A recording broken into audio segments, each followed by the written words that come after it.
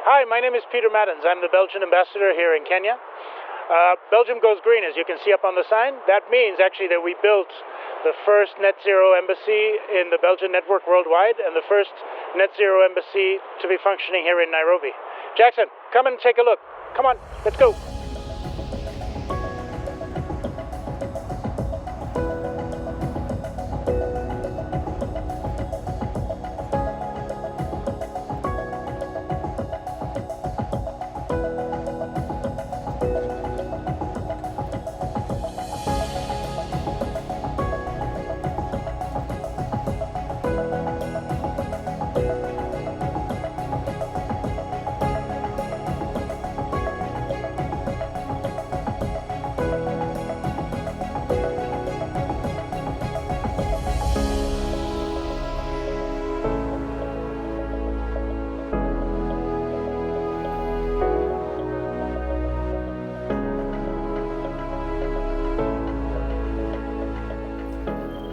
Belgium embassy is going green. Hii inamaanisha nini? Ngoja kwanza. Mimi nimezoea Musi nakuja mtaani, uko hivyo mnaniona mchafu, leo nimedunga kableza, niko hapa hivi kuchekia ambassador na wife wake to get to understand. But first, hii embassy imekuwa the first net zero embassy worldwide. Good, and the first carbon neutral embassy hapa hivi Kenya. So hiyo inamaanisha nini? That's why tuko hapa to get to understand. Wana demonstrate commitment through sustainability through vitu kama rainwater harvesting, biodigesters, wako na vertical gardens. Unakumbuka zile nilikuonesha pale Embu? Alafu kuna zile bado nilikuonesha pale hivyo Kisumu. Leo tunakuja kujadiliana pia tunaweza zifanyaje kwa embassy. Alafu pia how does it kuhusu you at home? Wewe uko pale wewe umetulia, inakuhusuaje ku go green? So kuja tuweze kumit ambassador to get to understand hizi vitu zote. Why are they going green na inatuhusuaje? Guys, itakuwa noma. Tunaingia ngoso uko ready? Wacha change tu ngoso kidogo. Switching to Belgium English.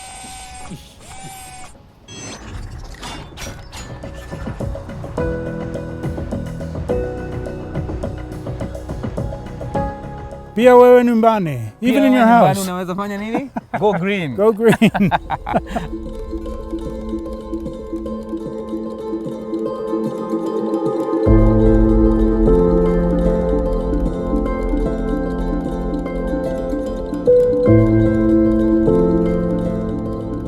Hello guys, if you're meeting me for the first time, if you're meeting this show for the first time, this is Earthwise Mtaani. We normally go to the grassroots, but today we're in the embassy, Belgian embassy. And I'm joined by Peter Maddens over here, Hi. the ambassador. How are you doing, sir? Very well, thank you. Hi, yes. how are Thank you? you very much. Well, going green is simple. Okay. Yeah, I think everybody agrees that climate, I mean, not only agrees, everybody knows that climate change is a thing. Yeah. And that we have to change the way we live so that we can adapt to what the world is going to be when 10 billion of us are living on this planet. That's true. And that, you know, I usually end by saying, I don't begin, but I might as well give that message right now. Okay. Governments can do big projects, wind farms, geothermal, et cetera, and all that is very, very useful and necessary, but it's just as necessary for the little guy to do it in his own dwelling, space. In his own small space, be it his office, his home, his parents' home, in the village, whatever. My inspiration came from a safari camp in Masai Mara. Okay. Because there's a compatriot of mine who runs the first carbon neutral safari camp in Masai Mara called Embo the River Camp. Embo the River Camp. Yeah. That's where the inspiration came from. So if he can do it in Masai Mara, and I can do it here in Nairobi in a very urban setting, then anything in between is possible as well. All right.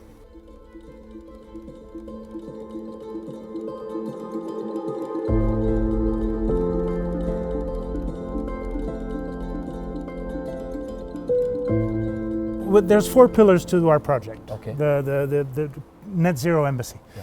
Just a parenthesis, there's a difference between net zero and carbon neutral. Yeah. Net zero is in your operation, carbon neutral is your whole infrastructure. So carbon neutral would mean that I have already compensated for all the concrete and all the fossil fuel cars. And I'm not there, so I'm net zero, trying to get net negative so I can compensate for all of it. Yeah. And you're climate neutral in Kenya, Nairobi? Well, yeah, we're the first net zero embassy in Nairobi. Okay. And the first net zero Belgian embassy worldwide. All right. Awesome. To operate on a net zero basis.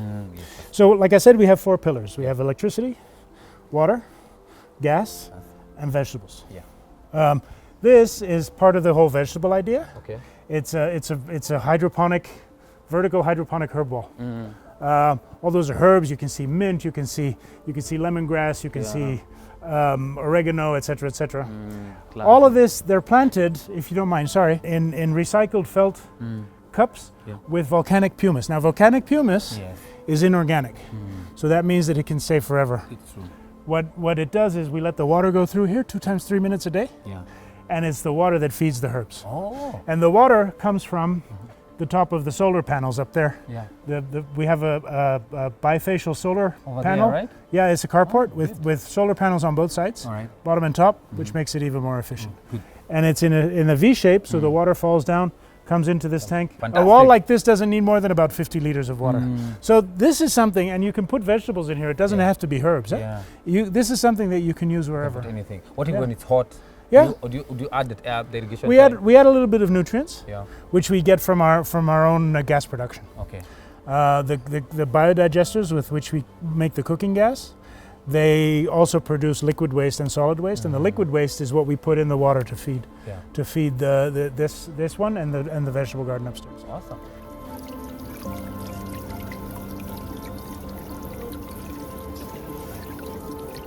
So, like I said, 4 pillars. Vegetables is one. You'll see a full-fledged vegetable garden in a minute. Okay. The electrical system is based on 700 over the 2 roofs. We have 700 square meters of flat roofs that are just about half filled with solar panels. All right. Those solar panels power the buildings, and then they also charge the batteries, the buildings are powered overnight. Okay. Yeah. We then have a couple of backups. Yeah. One backup is that the 2 buildings are connected to each other. So when the batteries in one building fall below a certain percentage, they go and look in the other building to see if there's any more power in those batteries. Let me stop you. I'm looking at the solars here. Yes. Yeah. Wow. It's pretty cool, eh? Yeah, pretty cool. Yeah, and it's 2 sides, eh? So there's solar panels on both sides. Oh, awesome. Yeah, which by the way is why we painted the floor white. White reflects the light. Okay. So there'll be more light coming into the bottom solar panels to power the house and this building and the building upstairs. Yeah. Oh, good. And it also goes into the car chargers. Oh, the car chargers. Wow, over there. So we have an electric vehicle. We have one. We're getting an electric motorbike, and we're working on electrifying a second car. That's awesome. That's awesome. So I was talking about the backups. The Yeah. backups for the batteries are, first of all, are the other building, then KPLC. Yeah. Now, you'll say KPLC, that's not going off grid. That's true. It's not going off grid. Yes, but it's not. here in Kenya, 95% of your power is sustainably generated. It's true. So as a backup, it's a pretty good Yeah, alternative. it's really good. Yeah. Yeah. Okay. And then because of the security guys back home, we need to keep at least one diesel generator, so that we're never without power. But we are going to put biodiesel in those generators. Okay. So every step of the way, we try and make it as green as possible. When you had Kenya Power, as usual, what is the difference between the consumption power? Oh, and at consumption 80%. rates? I'm saving 80% on my KPLC bill. Oh, Yeah. awesome. Yeah. It used to be, just to give you a number, what 80% means, it used to be over 100,000 shillings, now it's less than 20. That is less than 20. Now, we have the same kind of philosophy with the water. So we have a borehole, which we mix with city water if the borehole is running a little dry. Yeah. That water we use, and when we've used it, we clean it through a system called SBR, which is sequential batch reactors, which is basically oxygenating the water until all the waste material in the water is reduced to molecular level. Okay. Right? Okay. We put that through the SBR, then through a UV filter. We mix that water with rainwater, which we collect off the roofs. We have 100,000 liters of storage tanks across the property for the rainwater that we collect. So we mix the used water with the rainwater, and that's what we use for irrigation. Oh, for all To this, irrigate the lawns, but also the vegetable gardens, which you'll see in a minute when we go check it out. So good. So where next? Yeah. Yeah. The next step is a biodigester, Biodigester. with which we make gas to cook within our kitchen. Yeah. In the staff quarters, and we can make enough gas so that we can actually also heat the water in the staff quarters for the showers. Yeah, for the showers. Yeah, and that is fed with waste, which we collect from our own kitchen, but also with unsold produce that we get at the supermarkets in the area here. So you collect also from the We go collect. So if somebody would want to put this up in his house, Yeah. all he needs to do is go to the Mama Boga next door and tell her in the evening, when what you've not sold, Yeah. give to me, Give to me and I'll turn it into gas. Oh.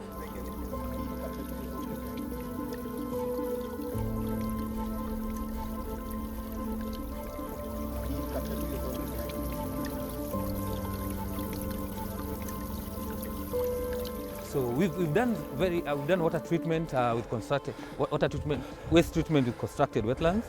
We've done many other Good. projects that. I have that here too. Awesome. I have a little wetland here. Good. Oh, what a stretch. Indeed. Indeed. Please go ahead.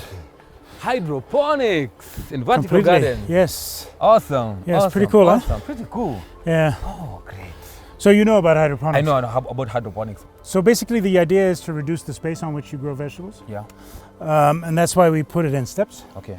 And basically a vertical system. There's two in this area here. We have two systems. We have one with these boxes and then one with these vertical pipes. Yeah. Yeah. So the boxes, like downstairs, it's volcanic pumice with a little bit of organic material mixed in just to keep it feeding. And again, it's 2 times 3 minutes a day. Okay. We have all kinds of different vegetables. The good thing about Kenya is that you have, basically you can do 4 harvests a year. And if you time it right, you can eat your own vegetables all year round. Oh, okay. So we have various systems. We have this step one here, we have the boxes over here, we have the vertical ones over here, but they're all basically the same principle. Yeah. In volcanic pumice, with water, feeding the vegetables. Yeah. Again, 2 times 3 minutes a day, which is almost nothing. How often do you harvest? Oh, we harvest when it's ready. Oh, okay. Yeah, we harvest, and we're still working on the timing to make sure that there's always something ready. Right now, you can see there's a bunch of tomatoes that are ready. There's Brussels sprouts. You have salads and radishes and stuff like that. That's all going to be ready. Okay. That's all ready, and we eat when we can. Good. That's fantastic. Yeah. Most of what we eat as a household, we get from here. You planted yourself. Yeah, and we get it from here. You get it from I mean, we do a lot of entertaining in the residence, so the quantities there are actually pretty big. Yeah. So it's not always the herbs, yes, but not all the vegetables. But what we eat and also what our staff eats comes from here. Okay, that's good. That's inspiring. Yeah. Awesome. Good. You see, the thing about vertical gardens is, 3 generations ago, your average plot was 10 acres. Yeah. And when father died, there were 4 sons, or 5. Now your average plot is 2 acres. That's true. Right? Now that one plot of 2 acres, when father dies, again, 4 sons, half an acre. Yeah. Right? So, right? No, but seriously, true, how is somebody 30 years from now going to feed a family? That's true. Unless he goes vertical. And let's go vertical. So do you think this is the future of farming? Of course it is. Yeah. Of course it is. And also, it's already the present of urban farming. You can put this on the roof of an apartment building. You can put it in a balcony. Yeah, or a townhouse. Yeah. You can put it on a balcony. You can put it in your little courtyard. You can put it up on the roof. Yeah. That's what I tell people in the Mtaani. Exactly. I tell them grassroots that this is the future. Absolutely, this is the future. Yeah. Yeah. So what is the importance of going green? Well, climate change and being self-sustainable. Yeah. You know, at some point, there's going to be 10 billion people on this planet. Yeah. And if you look at what 6, 7, and 8 billion have done to the planet in terms of global warming, in terms of environmental damage, then of course we have to start thinking about how to adapt. Yeah. Well, first of all, adapt to what the new climate is going to be, but also limit the damage that we're doing already. Good. Mitigate. Yeah, mitigate. Effects. Exactly. Good. Definitely. Exactly. Yeah, and we're learning, and people at home are learning. Yes. Now, Nairobi has of course the advantage of being, unbelievable in terms of climate. You have 7 hours of sunshine a day. Yes. So for electricity, it's easy. It's not like in Europe where you have 7 in December and January. We have 7 hours of sunshine in a month. In a month. Okay. That's better. Whereas here it's in a day. Yeah. Yeah. Also, you have enough rain. You have enough water to irrigate all this stuff. Yeah. And you have a lot of really smart people who can do this. This was built by Kenyan companies. Oh, really? All of it. Oh, some of the material was imported, obviously, like the solar panels and the batteries, etc., were imported. Yeah. But it was all built by Kenyan companies. So you have the capacity to do this. Yeah. Yes, absolutely. We capable of doing this. Wewe nyumbani unaweza fanya hivi. Pia wewe nyumbani. Of course. Yes. Good. Awesome. Even in your house. Even in your house. Even in your balcony. Pia wewe nyumbani. Tell them. Pia wewe nyumbani. Even in your house. Unaweza fanya nini? Go green. Go green. Awesome. I think you keep going.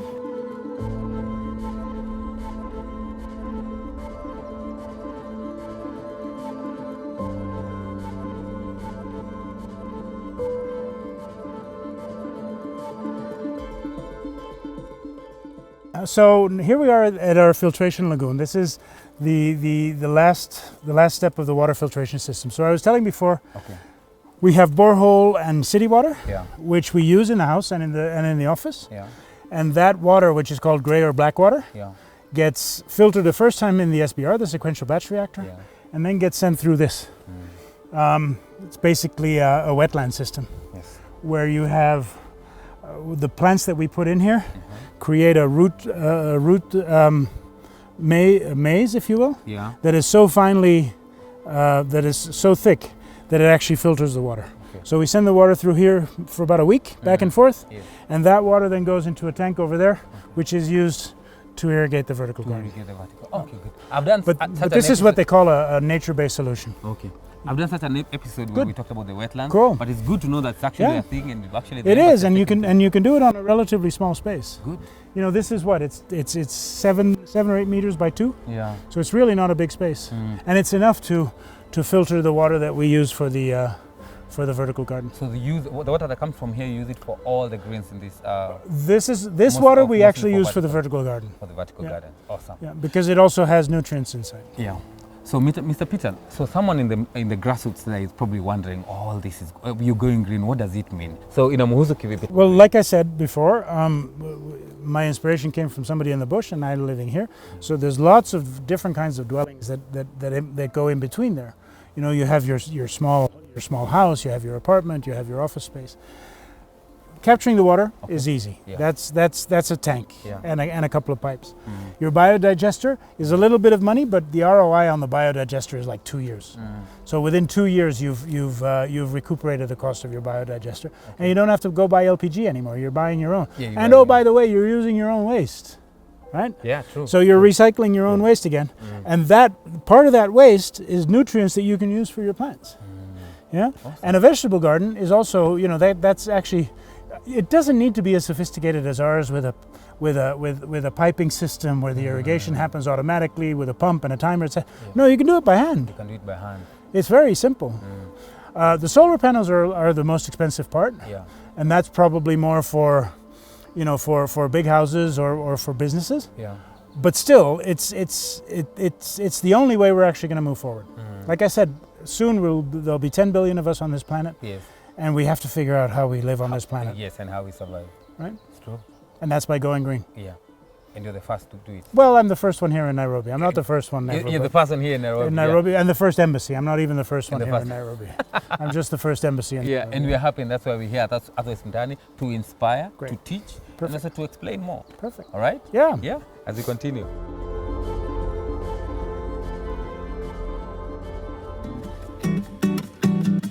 So unapenda kukula nini? Oh, I like nyama choma. Yeah, nini nyingine? Sukuma wiki. Sukuma wiki. Aha. Ugali unapenda kwa nini? Have you tried githeri? What's githeri? Githeri is a mix of meat. Soft meat. Yeah, and soft meat. Oh, like irio. Irio. Yes. Like you know irio? Oh yeah. That is it. Anajua irio ya nyumbani ya Wakikuyu. In Mukimo, have you had Mukimo? Yeah. That's awesome. Huyu ni Mkenya, wewe ni Mkenya sasa. Ambassador ametuanzishia kutuonesha it's very possible to go green vile yeye amego green kwa mtaa yake. Every small action counts. Pale mtaani, on your small space, on your balcony, in your backyard, sote tunaweza. Let's spread the sparkle of sustainability and make a difference, starting right where we are. Vision ni yetu, so lazima sote tujikaze ku go green. Sio rahisi, but mimi na wewe tukishikana tunaweza kuisave hii planet yetu. This is Earthwise Mtaani. Mambo poa. Mambo poa. Mambo vipi poa? Mambo fresh. Mambo poa.